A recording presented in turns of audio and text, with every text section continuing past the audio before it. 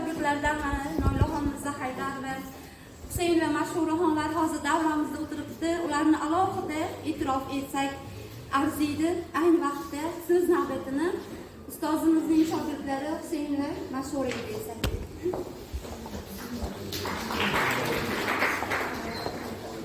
Assalomu alaykum ustozlar, qadrli hamkasblar, mehmonlarimiz.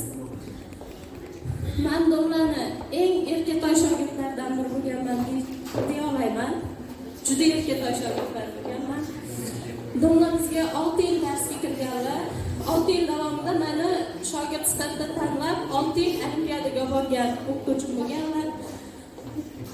Shu 6 yil davomida bir marta bo'lsa ham urushgan inson bo'lmaganlar edi. Hattoki bir marta bo'lsa ham shu ishing seni xato demaganlar. Har doim qo'llab-quvvatlagan, har doim meni poddержка qilgan domlalarimizdan biri bo'lganlar. Biz paytimizda olimpiada bir kunda bo'lardi. Hamma fan olimpiadasi bir kunda bo'lardi. Hamma sinflardan o'quvchilar olingan olimpiadaga tiqilinch 30-40 talab o'quvchini olimpiadaga o'qishardik. Haligi mashinalarga bosib o'qishardi o'quvchilarni. Lekin domlarimiz har safar meni o'zlarining mashinalarida o'qishib, o'zlarining mashinalarini qaytarib olib chiqib qo'yardilar. Har doim.